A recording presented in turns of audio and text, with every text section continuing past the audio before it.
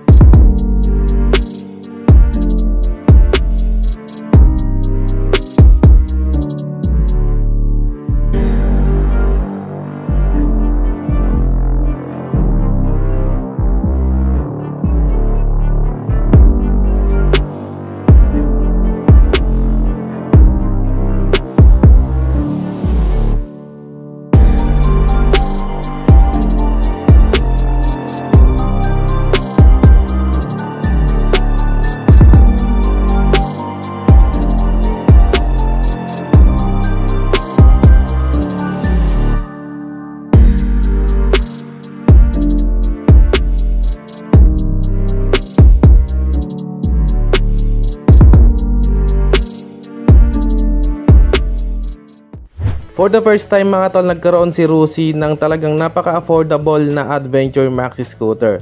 So sa tingin ko ito na yung pinakamurang adventure scooter sa market ngayon ano. So ang presyo nito mga tol nasa 110,000 pesos lang ano, cash price yan mga tol. Tapos kung installment ang balak nyo, ang minimum down payment para dito ay 10,000 pesos. At ang monthly amortization naman nito for 36 months ay 4,495 pesos. So dito nga pala to mga tol sa Rusi Motors, Cabanatuan City. Kaya kung nagbabalak kang maglabas ng Adventure X 150, PM lang kayo mga tol sa Facebook page natin or kaya call or text kayo dito sa number ko. First impression ko dito mga tol sa Rusi Adventure X 150. So very rugged ng looks niya, marami siyang edges, talagang bruskong-brusko yung datingan. And very premium din talaga mga tol ng design nito no? At talagang sumusunod na rin sa uso itong si Rusi dahil kung makikita nyo very minimalist lang ng decals natin dito sa isang to. So talagang nakadagdag yun ng premium looks dito sa Adventure X 150. So mula dito sa front end natin, dito natin makikita yung aggressive, sporty at yung sharp looking niya no? Para siyang ibon na mangsusunggab. So meron tayo ditong dalawang LED projector light na siguradong maliwanag lalo na sa gabi. So ayun kung makikita nyo dito sa part na to, meron pa siyang mga carbon like texture dyan ano. And parang naging kilay itong part na to no? So galit na galit yung itsura niya. And pagdating mga tol dito sa wind visor natin, very premium din ng design and clear yung finish niya no? At ang maganda rito, adjustable siya. So depende sa preference niyo kung gusto niyo ng mas mataas or kung gusto niyo ng mas mababa. Okay mga tol, dito nga pala nakapwesto yung turn signals natin ano. Very stylish din ng design niya. Tapos LED na rin yung ginamit dito.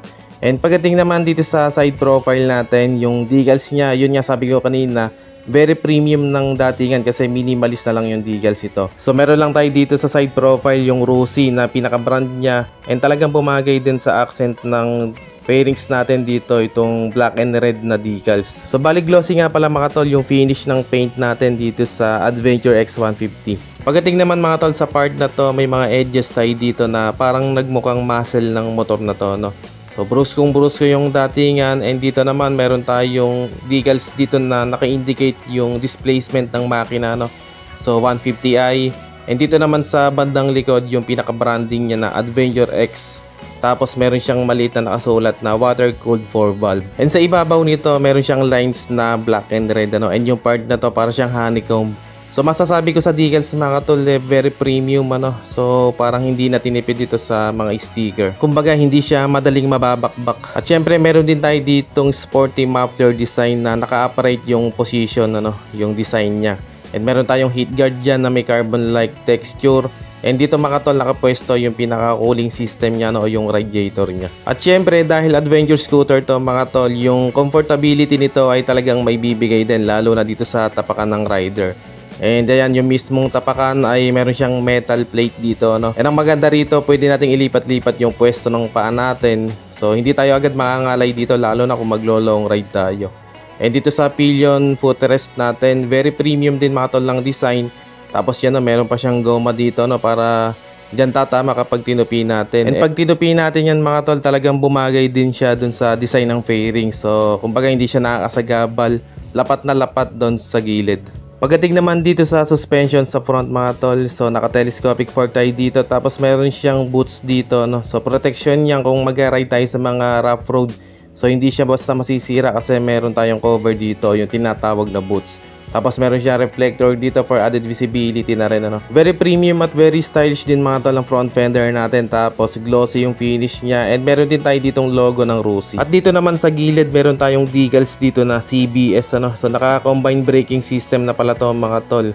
So good thing maganda yung braking power nito o yung braking system niya. Pagdating sa gulong mga tol, naka dual purpose tire tayo dito, no? So pwedeng pang on and off road. And nagustuhan ko din yung design ng wheels natin. So Rayos yung design niya, no? Tapos meron siyang color na metallic brown. Tubeless na nga pala mga tol yung ginamit na gulong dito. Tapos may sukat itong 110/80 rim 14. Dito naman sa front brakes mga tol, naka disc brake tayo dito with 3 piston caliper. So correct nyo na lang mga tol kung 3 piston nga ito, no? So yun, makikita naman natin dyan sa video. So ang maganda nga dito, meron siyang CBS or yung combined braking system. So ito nga mga tol, yung kapag pinrest natin yung rear brake lever, sasabay naman yung front brake natin ng 30%. Good thing is maganda yung braking power nitong Adventure X150i. Pagdating naman dito sa bandang likod mga tol, very stylish din ng rear brake natin o yung pinaka tail light, ano. So ang maganda rito, LED na rin yung ginamit dito. And sa mga turn signals, LED na rin yung ginamit. Tapos meron tayo ditong ilaw para sa plaka, may reflector for added visibility. And syempre yung lagayan ng plate natin, no? Rusi Motorcycles, John 336, sabot-sabot lang. Pagdating mga tol sa suspension, naka dual shock absorber tayo dito, no? Tapos meron tayo ditong tire hugger, ano? Syempre para mabawasan yung putik na tatalsik dun sa parting loob. So maganda yan, very sporty ng design. And pagdating sa gulong, naka dual purpose tire tayo, tubeless yung ginamit. Ang sukat 130/70 rim 13. So mas maliit lang ng konti yung wheel size natin dito sa likod. And pagdating naman sa brakes, naka disc brake din tayo dito, no, with single piston caliper.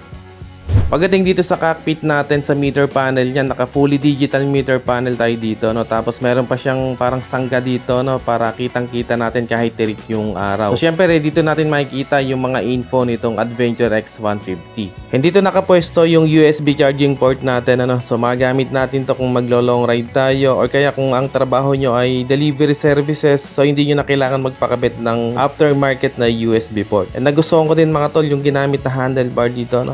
Mukhang talagang quality yung handlebar na ginamit dito. Tapos meron siyang color na metallic brown. Same color dun sa wheels natin. So napakaganda, napakaangas.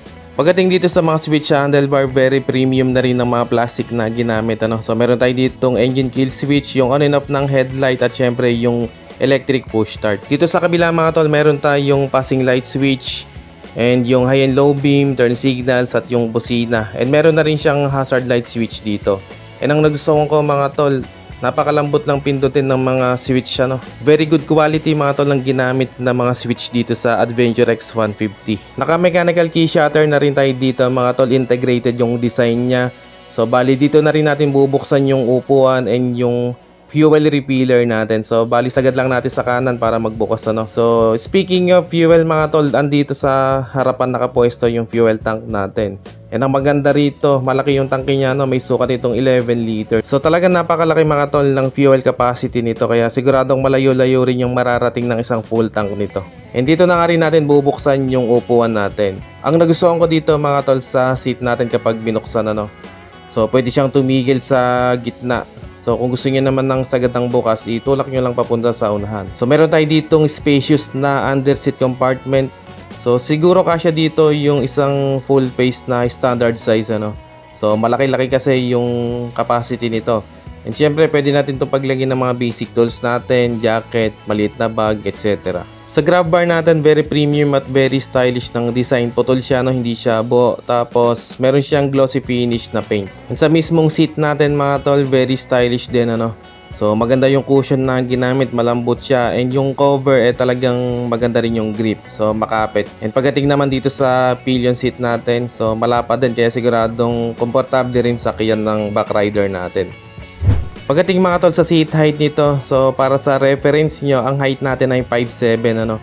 So sasakyan natin to, meron itong 810mm na seat height. So para sa akin medyo mataas siya. Tiptoe tayo kung makikita nyo, no, naka-chinelas lang tayo. And yung ground clearance naman niya 120mm.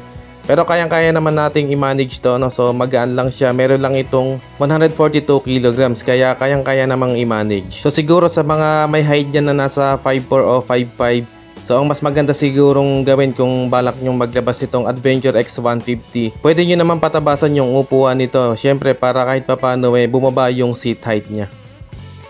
Pagdating naman sa engine specification mga tol, meron itong 149.3cc engine displacement, single overhead cam 4-valve, single cylinder fuel injected engine. At kaya nitong mag-produce ng 14.6 horsepower at 8,000 rpm at max torque na 14 Nm at 6,750 rpm. Pagdating mga tol sa fuel mileage, kaya nitong umabot hanggang 40 km per liter. Pero syempre depende yan sa rider and sa road condition.